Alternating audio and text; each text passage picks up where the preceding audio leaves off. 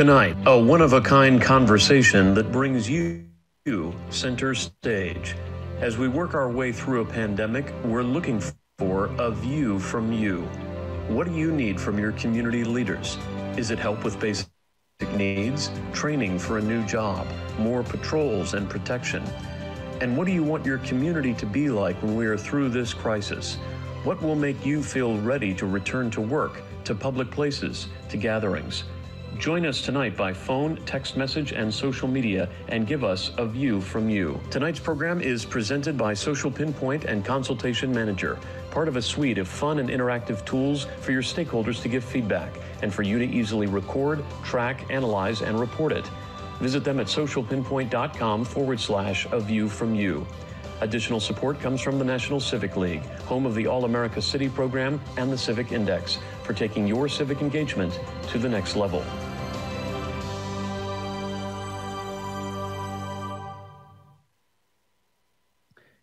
Good evening.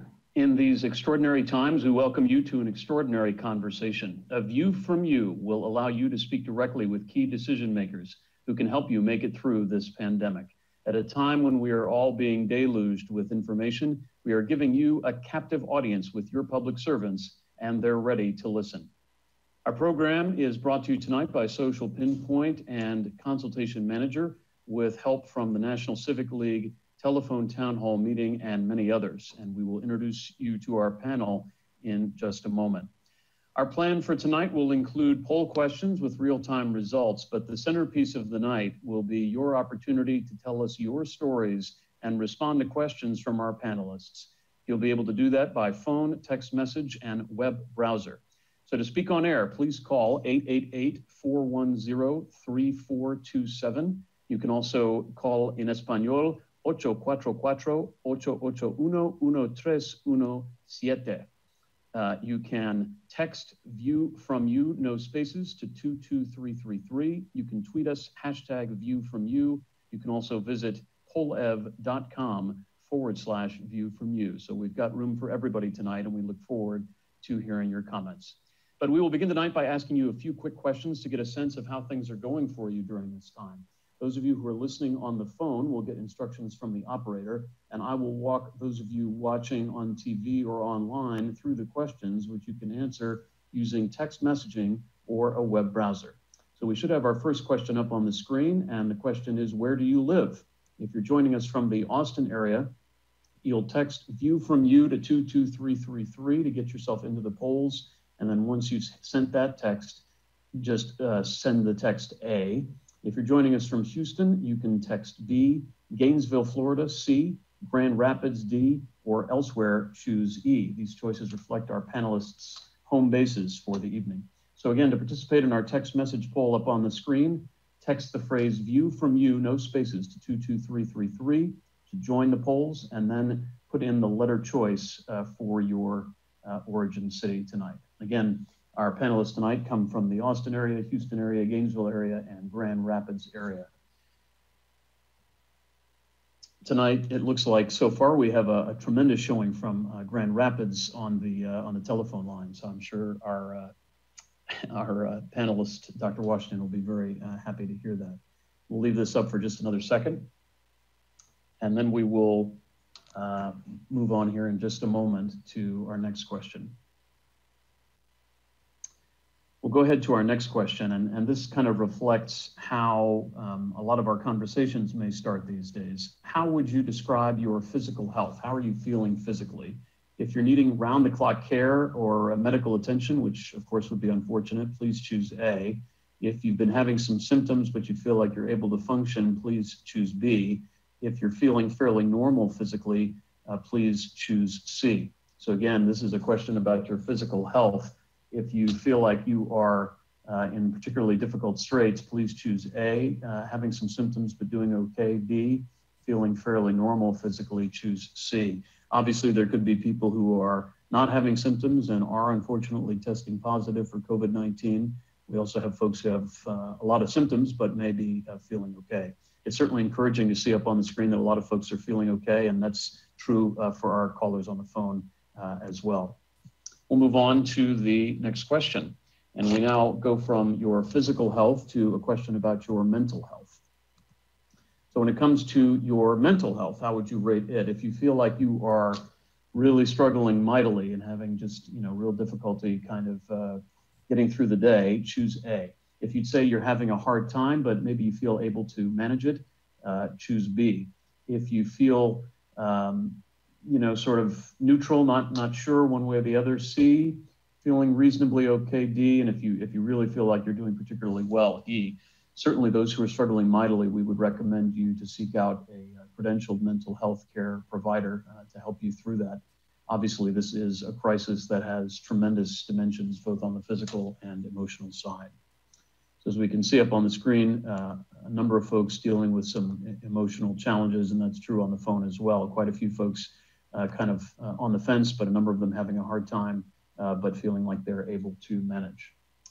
We'll move on to the next question. So we've talked about physical health and mental health. We want to talk about your economic well-being and ask you how you would describe that. So we know many people have, of course, unfortunately lost their jobs or been furloughed, or their work has dried up in other ways. If you are at the point where you're having trouble covering basic bills like rent and food, please choose A. If you feel like your situation is unstable, but you can make it for a few months, choose B. If you are okay now, but not exactly sure what the future for your work will hold, C. And if you feel like you're doing quite well, actually, and things are fairly stable for you, please choose D. So again, A for having trouble making, current bills. B, concerned about it down the road, but generally feel like you can make it for a few months. C, stable now, but don't know how long it'll be that way. Or D, doing particularly well. We will move on to kind of the centerpiece question, which we're going to touch on in much greater depth here in a moment when we take your calls. But what do you feel is the most pressing need during this pandemic for the government to address? And part of the reason we're asking this question is that there are lots of different organizations and agencies and professionals who are responding to this crisis. The medical profession, of course, is responding. Social service agencies are responding. The business community is responding. We want to know specifically what you think is the most pressing need for government to address. So if you feel that they should be focused first and foremost on treating those who are sick with COVID-19, you'll press A. If you believe they should be focused on testing for and tracing COVID-19, B. If you think they should be focused on providing people with financial aid, also businesses and other agencies, you'll choose C. Creating jobs would be D. And there's a possible way for government to help in terms of revisiting some public policy or some ordinances or some statutes and either temporarily or permanently waiving them in order to make certain forms of aid delivery easier. So that would be choice E. Again, treating the sick with COVID-19, A. Testing and tracing, B. Providing financial aid, C. Creating jobs, D. Or adjusting the enforcement of certain ordinances to help with care for COVID-19. It's interesting, on the phone, testing and tracing is getting a significant amount of traction. Roughly about half of the callers on the line are speaking to that. And then that's also the case for the text messages. Well, we appreciate those answers, and we want to next turn to our very distinguished panel. And this panel is going to function a little bit differently than you might be used to hearing from panelists. They will be here primarily to ask questions and to listen. I want to first go to Houston, my hometown, and introduce the first Hispanic to lead the Houston Police Department, a Cuban native who studied public administration and began his career with the California Highway Patrol. He's also chief of the Austin Police Department before taking over the Houston role, and he has held international and national leadership roles among the associations of chiefs of police. I want to say hello to my friend Chief Art Acevedo from the Houston Police Department. Chief, thanks for being with us. Thanks, Dr. Schooler. Thanks for having me. I really look forward to this conversation and really learning from our community what their needs are and how we can do better as public servants. Next, we'll go to Grand Rapids, Michigan, where the city manager has worked in local government for some 25 years and has held municipal leadership roles in both Austin and Fort Worth. He holds degrees in business administration and a doctorate in education, and he's also an ordained minister. Welcome, Dr. Mark Washington, city manager of Grand Rapids. How are you, sir? I'm good, Larry. Thank you for having me. It's good to see everyone, and Chief Acevedo, Judge Card, hello.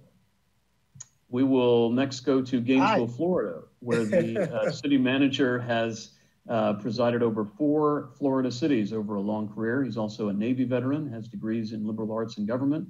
He is the past president of the International City Managers Association. My friend, the city manager in Gainesville, Florida, Lee Feldman. Good evening to you. Thank you, Dr. Schooler. Glad to be here and looking forward to a really thorough and invigorating conversation. In a little while, we're going to be welcoming Austin's 52nd mayor, who was named a global rethinker by Foreign Policy and one of the nation's 25 most disruptive leaders by Living Cities. He's also a trustee of the U.S. Conference of Mayors and an award-winning performer as Mother Ginger in Ballet Austin's The Nutcracker. He is my friend Mayor Steve Adler, and I think we are waiting to have Mayor Adler join us here shortly. And finally, we welcome a veteran of county government who used her law and public policy degrees to become a Travis County Assistant Attorney and ultimately a county commissioner and county judge. She's also chair of the Texas Conference of Urban Counties, the Criminal Justice Coordinating Council, and the Clean Air Coalition. And we are pleased to have Travis County Judge Sarah Eckhart joining us. Good evening to you. Thank you so much for being with us. All right. So we are going to get to questions now that we want you to answer, either by phone or text message or Twitter or web browser. And you can see up on the screen the different ways that you can chime in. But I want to emphasize that the public's role tonight is to talk to the panelists. The panelists have some questions that they want you to answer, and we invite you to call in, text in, or post to social media with some of your sentiments. And so I'm going to turn first for the first question to Dr. Washington in Grand Rapids. And I know, sir, that you've been thinking a lot about the timing of transitioning from sheltering in place to, whatever exactly comes next. We don't know exactly what that is. In just a moment, I'm going to put up on the screen the question that you and I talked about a little bit earlier, having to do with what practices or protocols you would like to see, meaning the public, what practices or protocols would the public like to see in place in order to feel safe interacting in public spaces like restaurants, schools, and entertainment venues. So very shortly, the public should be able to see that up on the screen. But Dr. Washington, tell me a little bit about the context for your question before we go to the public. Sure. Thank you, Larry. And again, thank you for having me on the show. As you alluded to earlier, these are very difficult times that we find ourselves in across the world and certainly within our country and even in our state. Michigan is the 6th highest state that has a number of infected people with COVID. And there's tales of different cities throughout our state. We're having that conversation right now where the southeastern part of our state, where Detroit has the predominant number of cases in that area. And on the west side of the state, Grand Rapids, we're fortunate not to have as many incidents of infected people as the southeastern part of the state, but one case is too many, and certainly one death is too many. We have about 2,700 cases in the Kent County area, the county that Grand Rapids is in, and about 48 deaths. And so we have been concerned about both our response, making sure people are safe, their well-being, promoting social distancing, making sure they stay at home. We have a statewide stay-at-home order until the end of this month. And however, we have been slowly reactivating portions of our economy. Schools are shut down, colleges are shut down for the rest of the school year, but we have some essential things that have begun to reopen. Construction, manufacturing, as well as some other essential services around make sure people have access to food. However, the majority of our small businesses, particularly retail, restaurants, bars, entertainment venues are still closed. And so we are working as a community on how to best reactivate our economy in a very safe manner. We understand that it cannot be a light switch where everything comes on at once. At the same time, everything cannot remain stagnant because we may address the physical health of the community, but also may risk the economic health as well. And so there's a delicate dance, there's a delicate balance. And so as we begin to wrestle with these issues, we are thinking about how do we begin safely reactivating some of those spaces, and what does the public want to see happen to make sure that they can feel safe interacting in public as we start to reopen. And we know that a portion of our community has been disproportionately impacted, people of color. And so we're very sensitive to that. And so that hence the reason for the question tonight.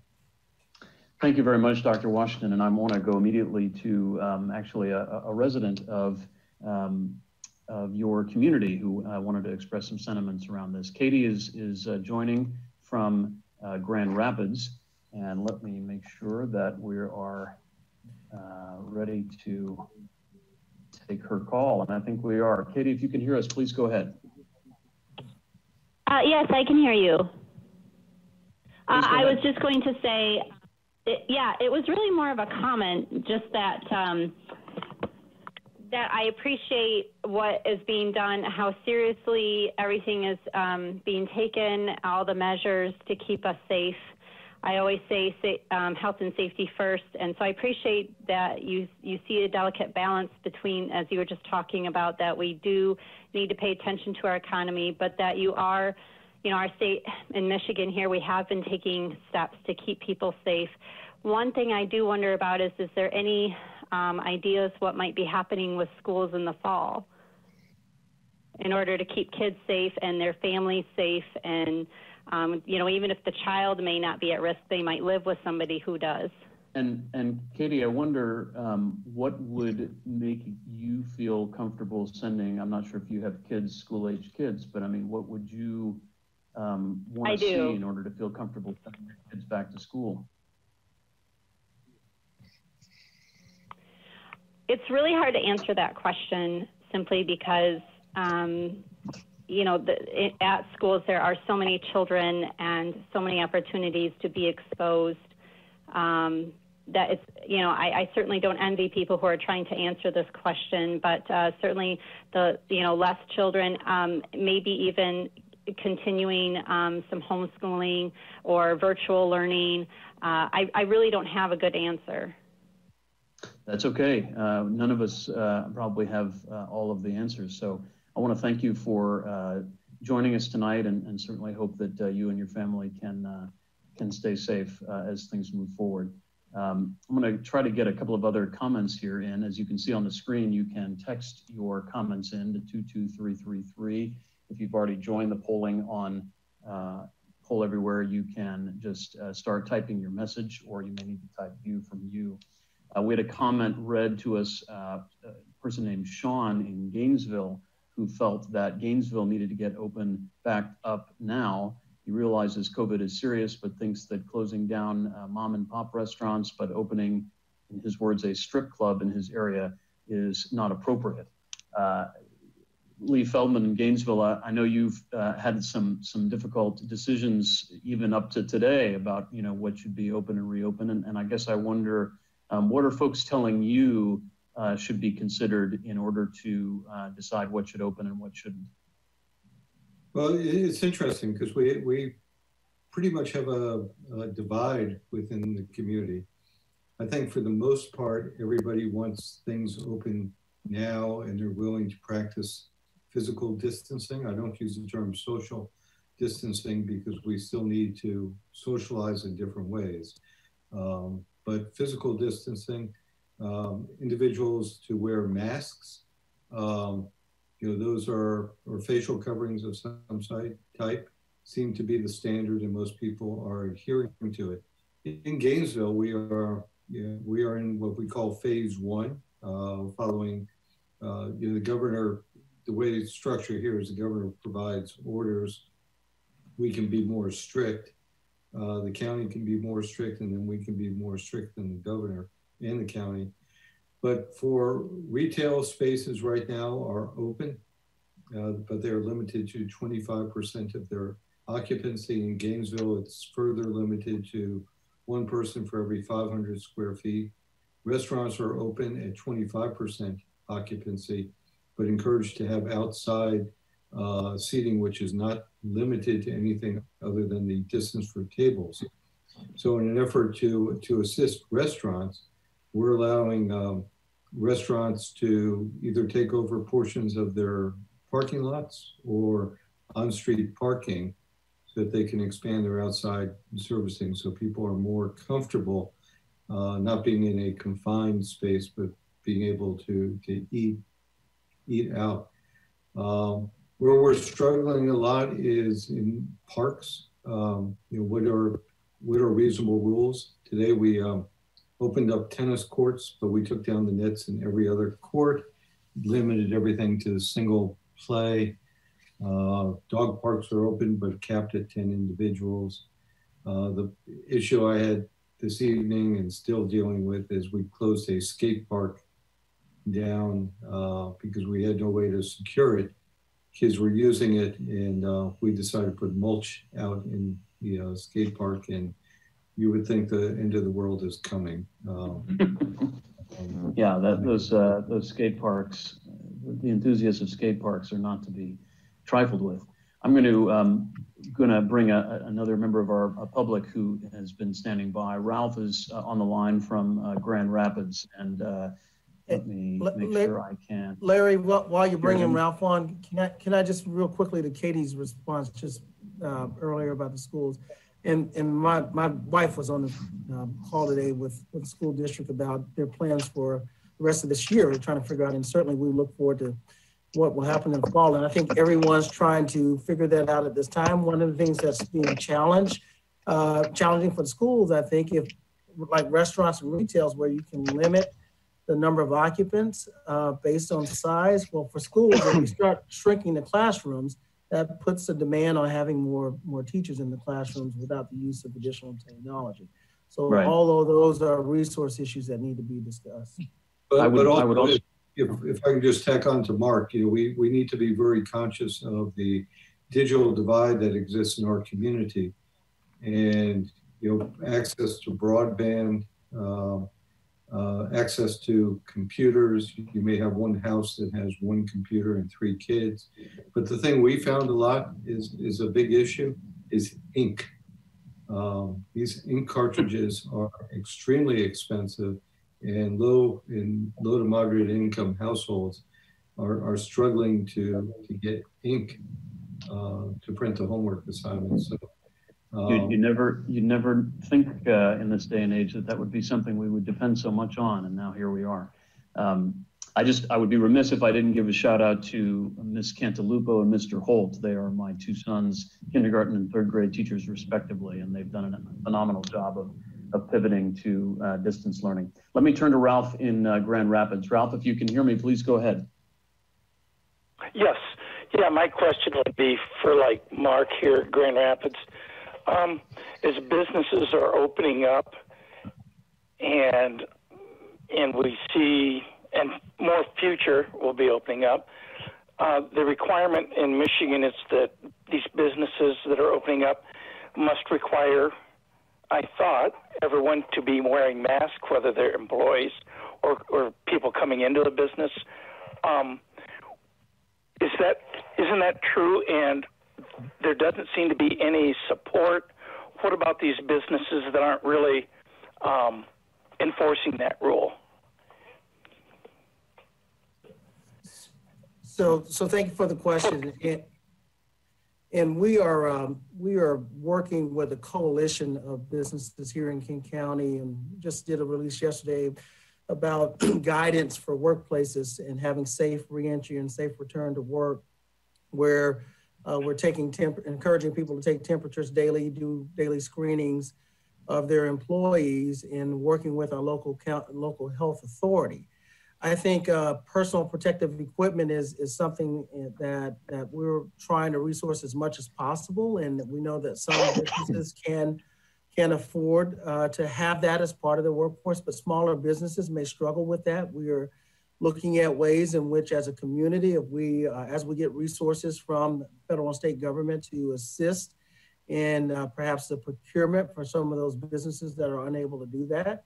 But then you have the expectation for customers, not only the employees, but for customers to wear that equipment. And that has been very sensitive in certain places, and particularly in public spaces. Can we actually require the public to wear that kind of protective equipment as they come in? And we've gotten several opinions about our inability to make those requirements. But that is something that we're trying to work through with the various employers here and to assist them in those kind of workplace policies. And it is something that we're all learning together.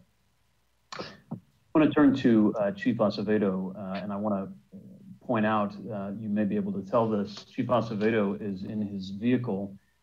He had to go to a scene and assess it, and we just want to say an extra thanks. Of course, we appreciate what our law enforcement does for us at all times, but certainly that you would join us in a situation like this is very commendable. Thank you, Chief.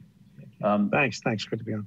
I'm going to move to a question that kind of relates to safety that was being discussed in the last question there.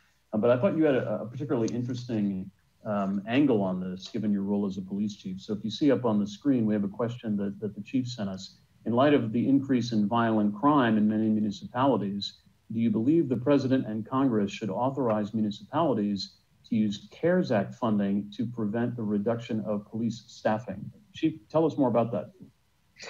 Well, I'm also the president of the Major City Chiefs Association with the 69 largest police departments in the country and 9 largest in Canada.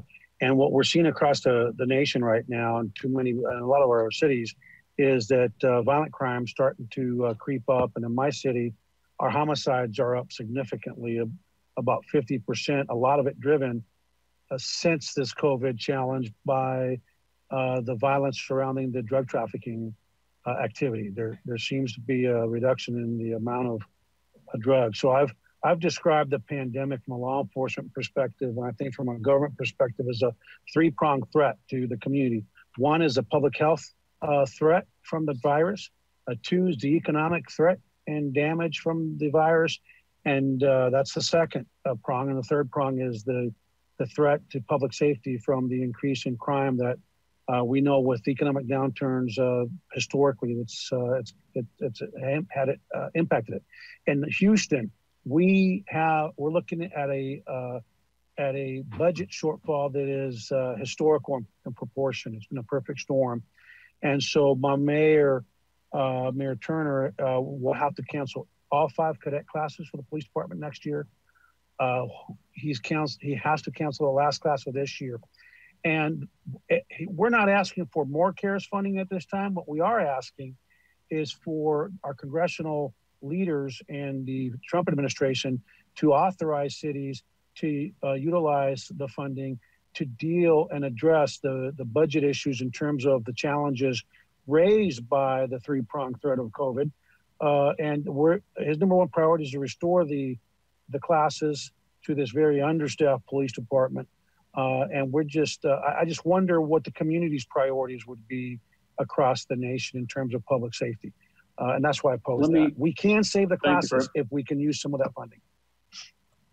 Thank you very much, Chief. Excuse me for interrupting. I want to turn to one of your citizens. Michelle has joined us tonight from Houston. And Michelle, if you can hear me, please go ahead and share your comment. Well, I am concerned about the mayor getting rid of those cadet classes because, like the chief said, the uptick in crime. We need more officers. We're the 4th largest city in the United States, and for some reason we keep pushing back more police officers. And, sometimes, you just don't feel safe, and you're not able to see the police visibly in your neighborhood because they're so busy doing other calls. And it's a concern for me. And the officers who are working behind the desks in jobs that could be filled by citizens, I don't understand why those officers can't go out on the streets. And I've always wanted to ask that question. And as far as COVID goes, I mean, everyone is adults, and I think everyone has good intentions. And I don't think the government has to treat us like children and make us wear masks and make us do all these other things. And some people just can't afford a mask, or, they don't have a car to get to where the mask giveaways are. And some people have claustrophobia like myself, but I still try to wear one, so, it's not, I don't think people are malintended whenever they're not wearing masks. Thank you. Can I address that a little bit? Please do, Chief. And I really appreciate, I think it was Michelle that made the comments here in Houston. And let me just say that public safety is one of Mayor Turner's highest priorities. But unfortunately, you know, I always tell them we need an exorcism in our city. If it's not a hurricane, it's a tropical storm. But there seems like one thing after the other. What I love about Houstonians, we rise to the challenge. Let me just start off by the issue of staffing.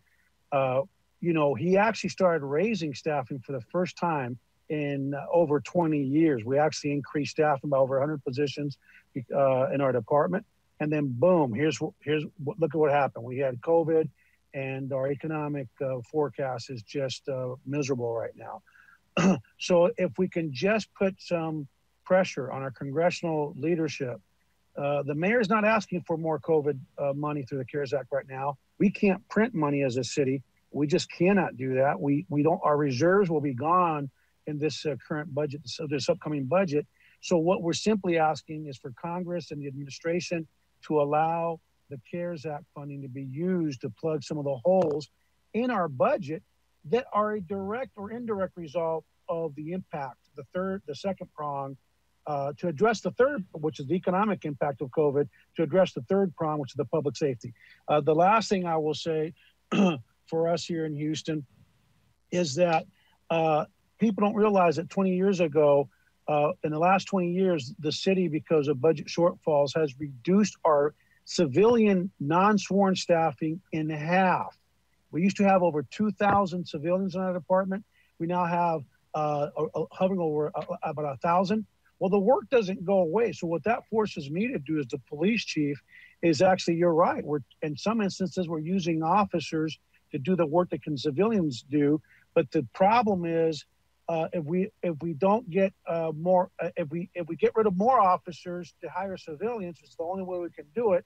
When the hurricane comes or the crime spike comes, we can't use civilians to do police work, but we can take some of those officers off the desk duty temporarily, which is what we do for surges across the city. So really good observations, and please help us by reaching out to our congressional delegation and to the White House. Just ask them to let us authorize the use of the funding to plug some of those holes in public safety. So Chief, this is Lee Feldman, if for some reason you can't get the White House funding, let your cadets know we're still hiring. We'll return them to you after 20 years. Oh, Lord. We'll take some too. I'll have to remember that. I did not anticipate some intramural competition on this. No, but we're going to make sure that the administration knows that, so we can get some of the funding that was going to your city to come here. You seem to be doing well. I want to let folks who are currently on the phone know that if they would like to get in, they can press 0 and they'll be speaking with the screener and be able to join us on the air. You can see up on the screen that you can call in if you're not on the phone already. You can also text us, and we appreciate all of the text message responses that we're getting. And if you're on social media, you can use the hashtag #ViewFromYou. Also want to say hello to my friend Mayor Adler, and I know he and just about all of our panelists are being pulled in approximately 17 different directions at any given moment. So thank you for making some space for us tonight and joining us.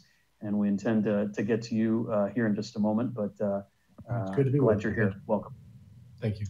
All right, well, we are going to step aside for just a short break, and we're going to be back with more of your comments and answers to the panelists' questions right after this. You are watching A View from You from Social Pinpoint and Consultation Manager. We'll be right back.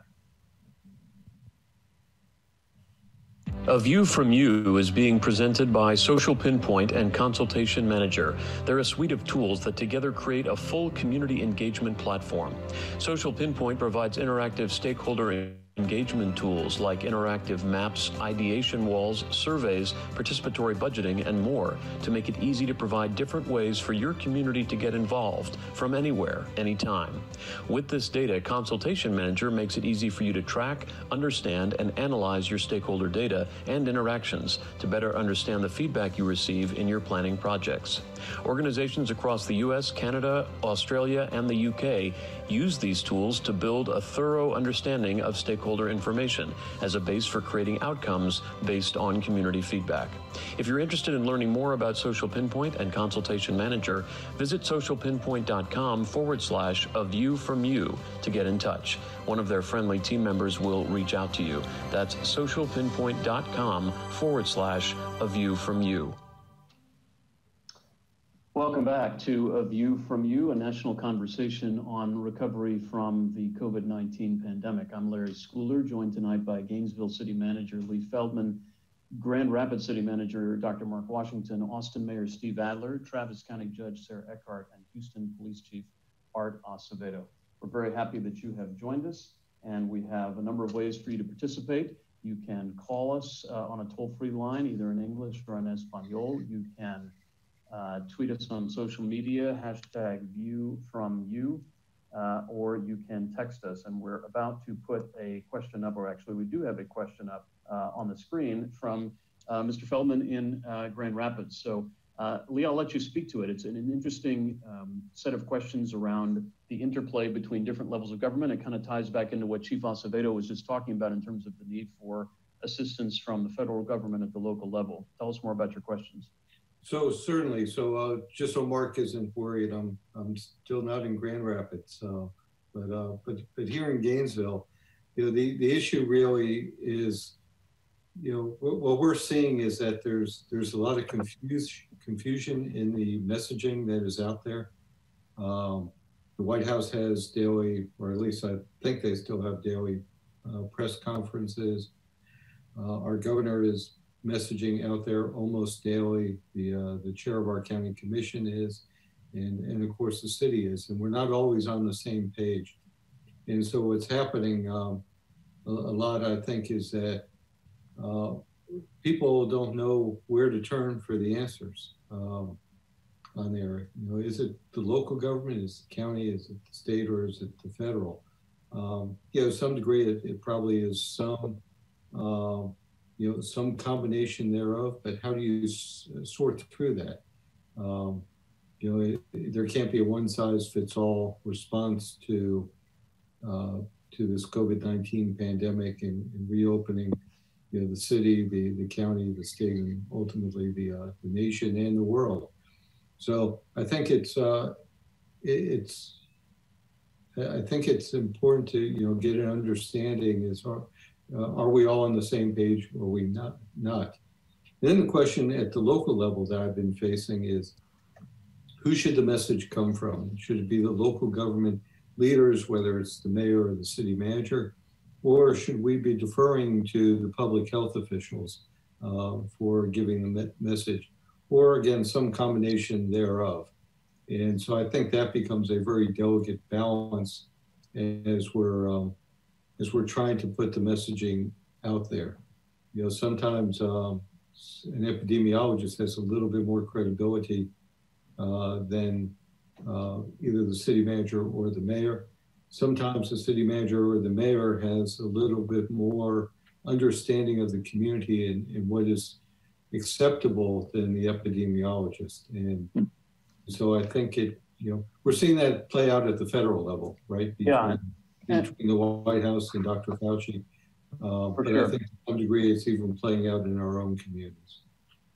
I want to turn to Mayor Adler. I'm putting him very much on the spot here. He just got here. But I know that you have been working also with Travis County Judge Eckhart, who of course can jump in as well, on a set of guidelines within the city of Austin, within your jurisdiction. And there's been kind of a give and take would be maybe a diplomatic way to put it with the state of Texas. And I wonder if you have any kind of thoughts on how things might improve in the way of coordination between the different levels of government from where you sit.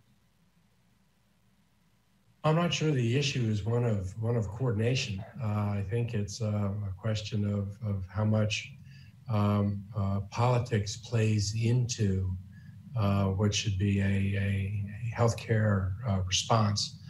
I think the best example of that is the issue of face coverings. In Texas, our governor and our lieutenant governor have both said that they believe very strongly that everybody should be wearing face coverings when they're going out in public, and aren't going to be able to social distance. So they're in agreement with the advice they're getting from their public health professionals. We're getting the same advice from our public health professionals, and for that reason, we made wearing face coverings mandatory in our city. Obviously, there was some blowback from that, and in the governor's most recent order, he specifically said that cities were no longer able to enforce with criminal or civil penalties the failure to wear a face covering. I think that sent a very confusing message. Because I think that people hearing that were not sure whether or not wearing face coverings was an important thing to do or not. We had gotten to a place in our community where more and more people were wearing them, and I was real concerned about the messaging, the communication with respect to face coverings would be lost. So what we did is so that we would follow the order of our governor, we kept it mandatory because it's so important, but we said in bold type and say orally every time we talk about it that the failure to wear a face covering is not enforceable with either a civil or a criminal penalty. It's still important. What we say is that the penalty for not wearing a face covering is that more people are going to get sick and some of them will die, and that ought to be penalty enough. Right.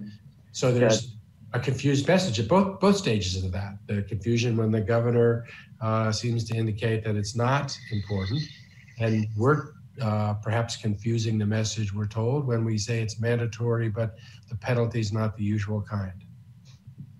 Yeah, it reminds me a little bit of parenting, I have to say. You know, I can tell my kids something is mandatory. They may not believe me unless there's a specific positive or negative consequence associated with following my mandates, or my wife's and my mandates.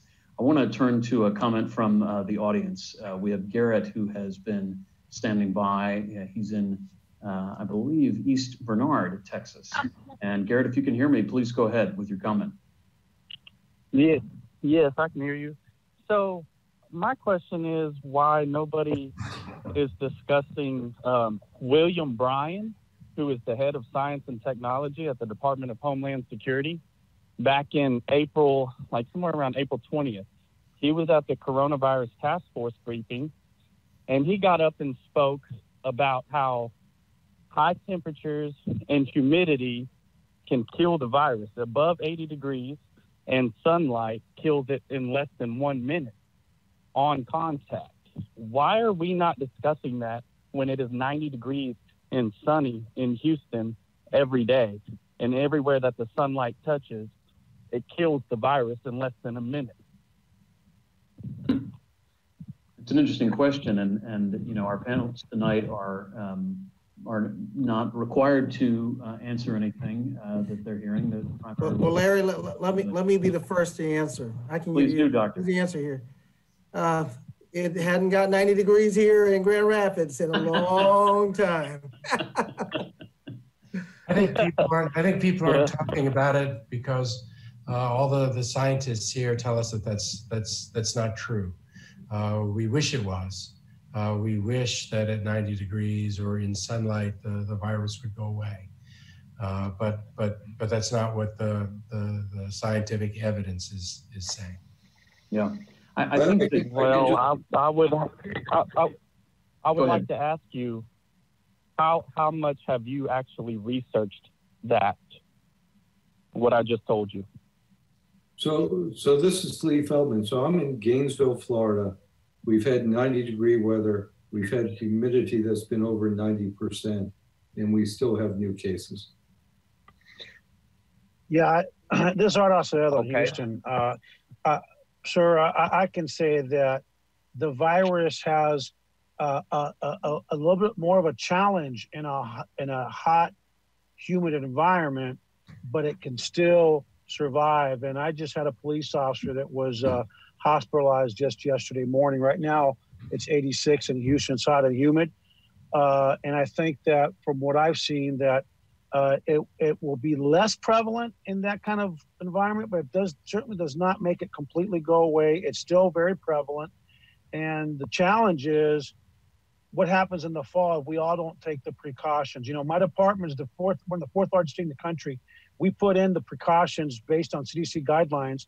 And I'm happy to say that in other cities, we've had over 70 police officers die from COVID since this all started. I've only had 3 officers hospitalized in a workforce of 6,500 employees. And I think part of that is that we didn't wear masks because we were told we had to. We wore masks, and we've practiced these things because we were told by scientists that is the best defense we have against an invisible enemy. And I really believe our number one chance to make this reopening work, that I pray every morning that it works, is for everyone to just do the decent thing, and that's just to follow the guidelines.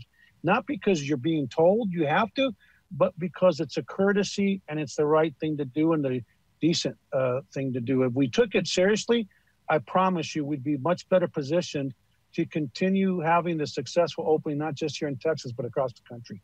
And what's worrying me right now as I drive around this region is a lot of people, as we reopen, they're not wearing any kind of face coverings. They're not following the suggestions. And what worries me is all of a sudden we're starting to see more and more cases in some of the worst days of the virus in terms of spread instead of the best days. And that worries me because I don't want to see this economy shut down again.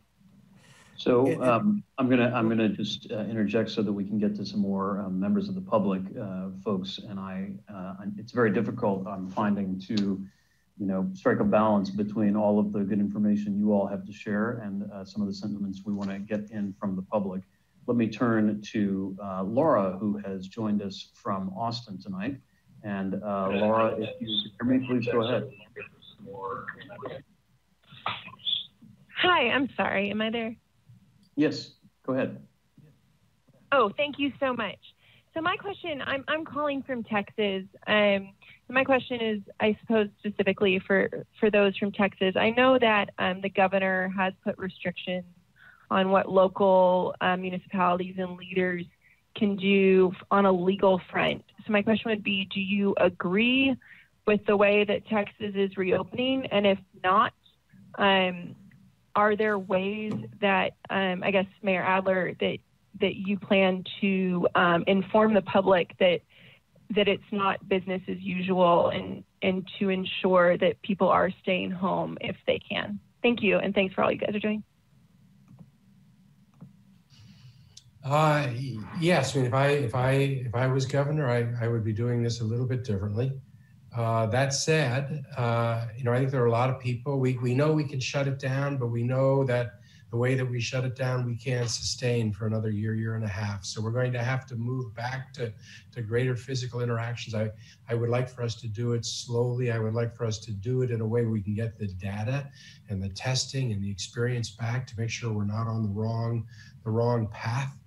I would have done a little bit slower. I would have waited until we got a little bit more testing and contact tracing in place.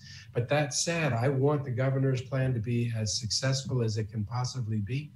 And I feel the same way as Chief Acevedo, that we should all be wearing masks. We should all be doing the social distancing in order to give that its best chance possible. But at the end of the day, our city is looking at the numbers every day to make sure that we don't get on a wrong path. And if we get on a wrong path, we're going to bring it back out to the public who can watch those same numbers with us every day.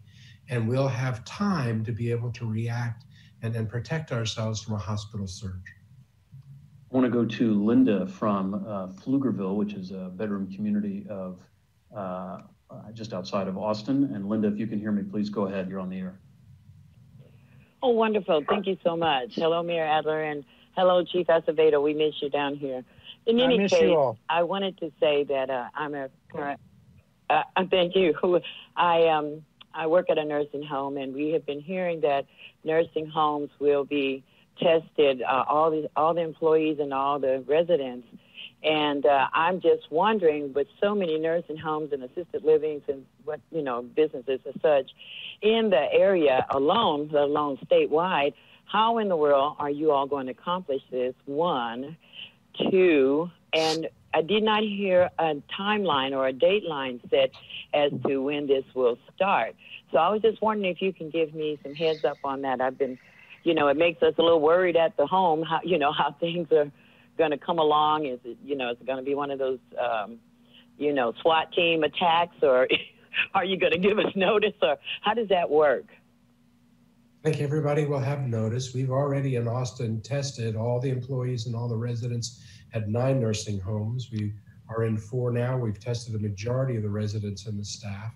And we're building out the schedule now to test all of the homes within the next 14 days. That would be all staff and all of the residents. But everybody with notice, not a surprise arrival, but it is an important thing for us all to know where the virus is, so that we can help treat and help people who have it. Very good. Thank you so much. Thank you very much, Linda, for your call. I wanted to also mention we've had a caller who joined our Spanish line in Espanol, which is at the bottom of the screen. Yo hablo español. And the translation of her comment was, this is Lourdes from Houston. Since the governor has decided to not fine people for not wearing the mask, could the mayor do something about it? I've seen people all over, specifically or especially at the supermarket, getting close to one another, and those put all of us at risk. So we appreciate that comment from Lourdes in Houston. I want to move to a slightly different topic here in the time we have left, because I think— Can you get me, Larry, can you give me her contact? I want to answer that. I'll do the very best I can, Chief, yes. Thank you. Our question up on the screen is a combination of a few questions I think Dr. Washington and Mayor Adler had sent in. And I think this is at the heart of what a lot of elected and appointed officials are struggling with. And as you can see on the screen, how can we effectively balance public health and safety, especially with populations disproportionately infected with COVID-19, with economic health and recovery? How do we balance public health and safety with economic health and recovery? How much risk should we take in reopening businesses and physical interaction? So that's the question that we'd like for you all to respond to. You can text to 22333. You can call us. If you're already on the line, please press 0 and speak to a screener, or send us a tweet at #ViewFromYou. Dr. Washington, I hadn't heard from you in a little bit. Maybe just give us a little sense of where you're sitting with this very difficult dilemma. Well, it's the question of the day, because your Chief Acevedo speak about resources and budgeting, and part of making sure that we have the appropriate revenue to continue government activities and continuity of services is part of the revenue we gain from the economy, a healthy economy. But at the same time, we're trying to make sure we don't do things to worsen health outcomes. And so we have businesses that were the first to close, retail and restaurants and bars and entertainment venues. And we're Beer City, and we do believe in having good quality of life, good social interaction, and it looks like those industries will be the last to come online. And we're just trying to work with our public health authorities and the governor to make sure that we have the appropriate balance in reconciling those two issues in our community. I want to go to a member of the public. Julie has joined us from Grand Rapids in Dr. Washington's backyard. Julie, if you can hear me, please go ahead. Hi, can you hear me? We can. Okay. There's a lot of things I've been hearing everybody say. So some people have addressed some of the things I've said, but I want to say something before I say what I was going to say. What the police officer had said, when we're talking about police, it's not just a matter of we're short on money for police. We have Detroit here in Michigan has like half of the force in lockdown because they're quarantined at different times because they're catching this thing, and it's because they're in constant contact with people. And we have people in our capital wearing 0 masks, and there are thousands of them carrying guns and scaring the crap out of people who are here. And I don't know, I know 8 people personally that have died from this disease. And I think if there's a way for the federal, state, and local governments to all get on the same page and seriously talk about, which I don't see our federal government talking and our state governments all saying, look, we need to wear masks. They're not even setting a good example. Like our governor in Michigan, I know she's serious about people need to wear masks, but I mean, I've heard a lot of people like, why should I wear one? The governor isn't wearing one. I'm like, yeah, but you can't hear her talk with a mask on her face, can you? And they're like, I don't care. She's not leading by example. So I think if they honestly all got together and said, let's all wear masks, this is mandatory, and they actually enforced it. I mean, if you're going to say it's mandatory, and yet I see nobody doing anything to enforce it, and I'm the only one that I see wearing a mask past 35 people on a hike the other day with my kids. And my son has asthma. He could die from this. I'm kind of paranoid. I'm the only one even following the guideline. If you're not enforcing it, there's no point in even doing anything. We might as well just catch this and whoever's going to die, die. And that's horrible to say, but I mean, if you're not going to enforce the guidelines you're setting, we're never going to open. Or we're going to open Julie. And everybody. Thanks, Julie, for your comment. I'm sorry to have to cut you off. We're just a little bit short on time. Dr. Washington, anything you wanted to say in response to what Julie had to say? Yeah, just real briefly. It's a tough dilemma. I think employers have the ability to exercise workplace requirements, so to be very, very responsible in terms of requiring the type of protective equipment that their employees have. And so I think the expectation is really heightened for employers. I think there's a balance between make sure you have appropriate distancing and face covering. And in some instances, you may not have the face covering, but if you have appropriate social distancing, that may be another mitigating factor. And so in terms of the coordination among the intergovernmental coordination, I think we certainly can do better. I think you've seen states try to regionally coordinate areas across the country. I wish I had an answer. I don't. And perhaps someone else who's on the panel who, I guess, Mayor Adler, would you like to be the mayor of the whole United States and mandate?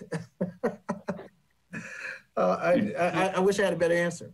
You don't have to answer that question. So it actually comes down to the ability to enforce, right? So I understand what's going on in Texas, but here in Gainesville, we had an order that basically said employers and customers of retail spaces had to wear masks. But we can't put a police officer at every location, clearly, right? And so we asked the corporate America, large big box chains to help police that by not letting people into their stores without masks. And we got flooded with calls from corporate lawyers telling us that they value customer relations more than any enforcement action that the city might take against them in terms of, they'd rather let somebody in than to, really turn off a customer for the future. So I think, without corporate America getting serious about this too, we're not going to have any good enforcement of facial coverings. I think there's a flip side to that too. Go ahead, Mayor. Real quick flip, because I agree with that, because I think businesses are real attuned to their customers, which is why I think that a community companies to require face masks if the community agreed to not go to retail establishments that weren't participating. And I think we're seeing some of that in Austin, and I encourage that.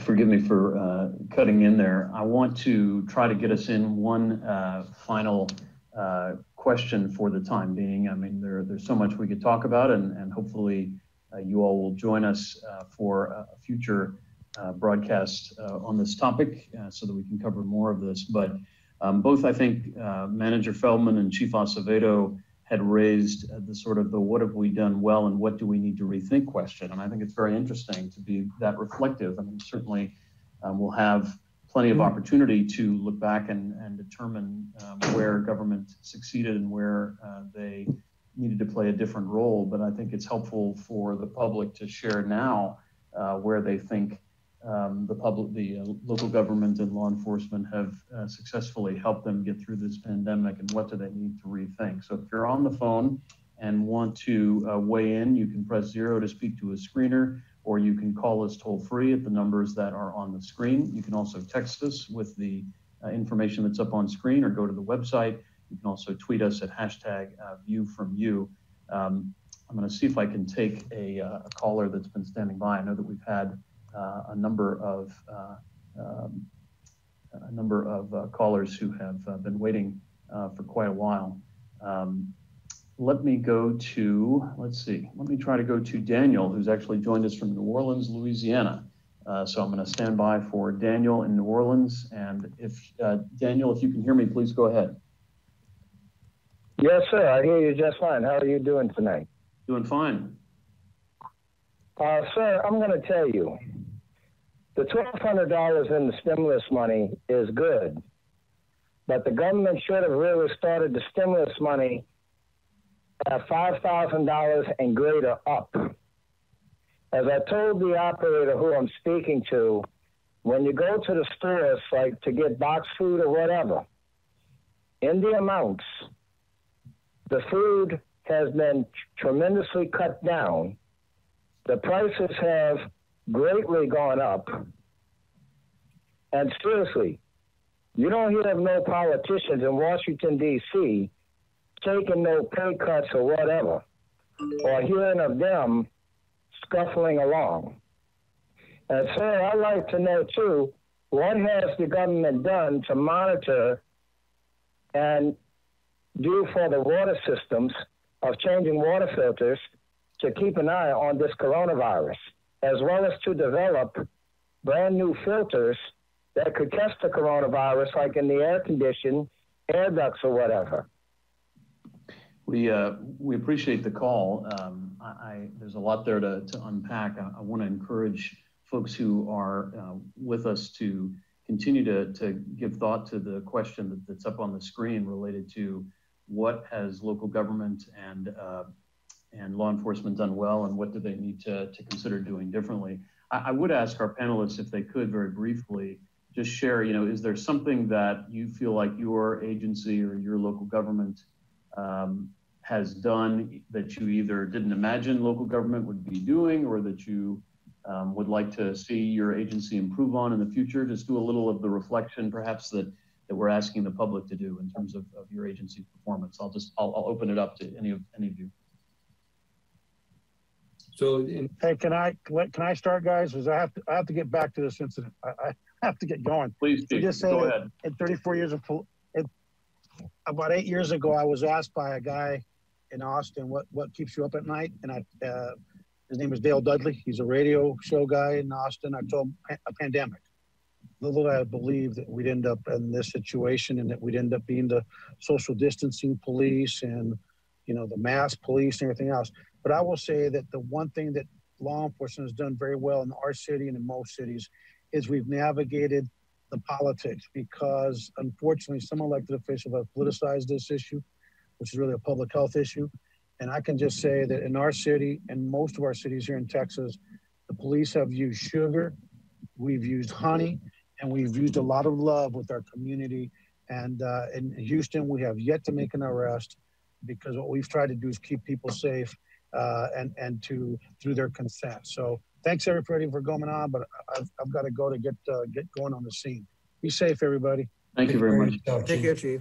I'm going to, before I hear from the other panelists, just take one last caller that I thought was raising an interesting question. We have Paul joining us from Atlanta. And Paul, if you can hear me, please go ahead.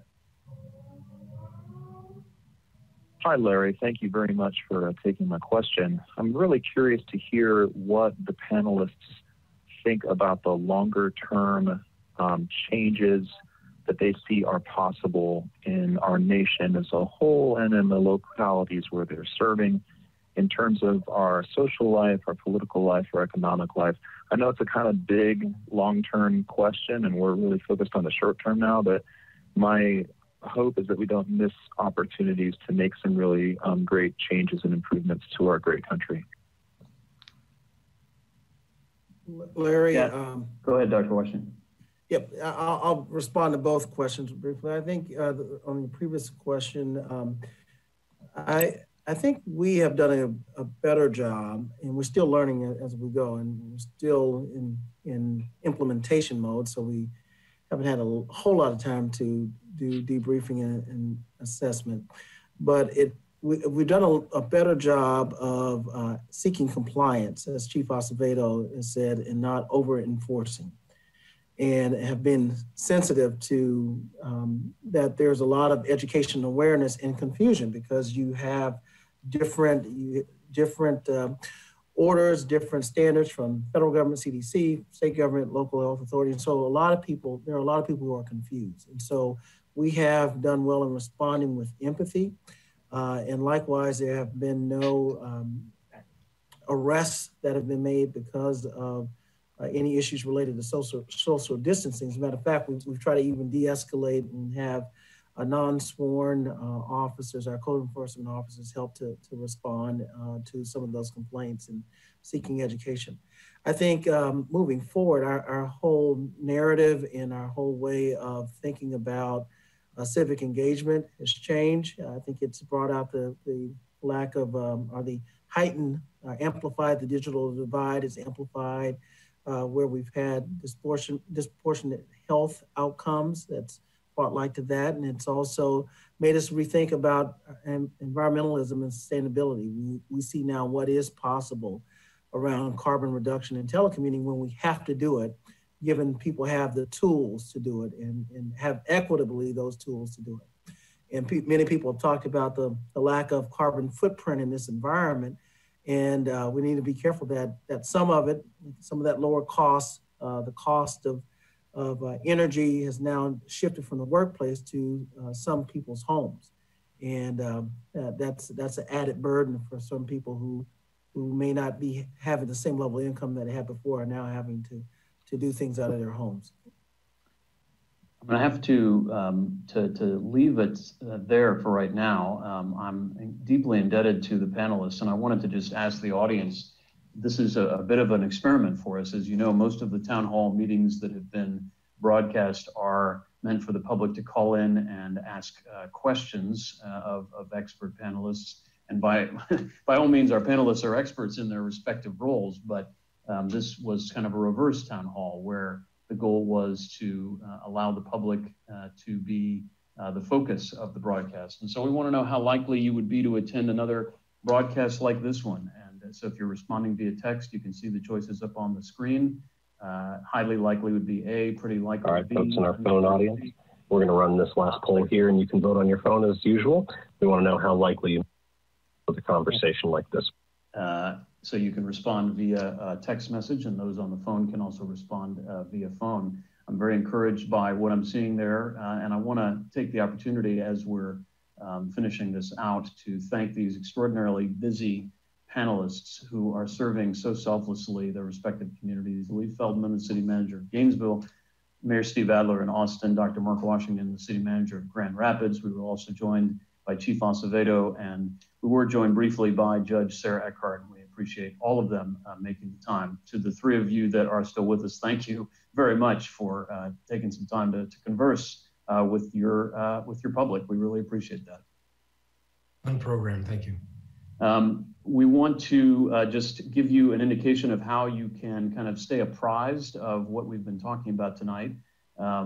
So we want to actually put one more slide up on the screen before we drop, and then we're going to close out. So give us just a second. We're going to show you the website and the way you can be in touch with us.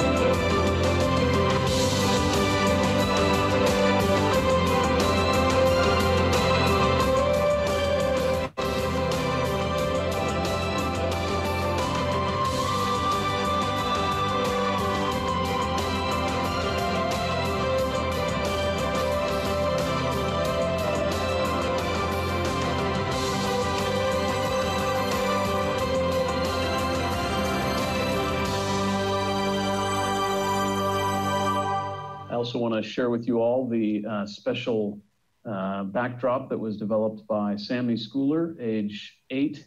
He's managed to get all of the states represented in and draw them fairly accurately. I think Dr. Washington and Mr. Feldman will agree that Michigan and Florida are drawn fairly accurately to scale. So thanks to Sammy and to the rest of my family for putting up with this broadcast tonight. They're all here watching. We just want to share with you ways that you can keep in touch. You can review the video at aviewfromu.com. You can continue to post on social media at #viewfromu. You can reach us at larry@aviewfromu.com, or you can call our hotline and leave us a message at 800-934-9182. Again, 800-934-9182. I want to make a special note to thank Social Pinpoint and Consultation Manager for their generous support of our program tonight, to the National Civic League, and to our panelists, especially for taking the time. Most importantly, though, thank you for joining us, for being part of this conversation, and we hope you'll stay safe. Good night.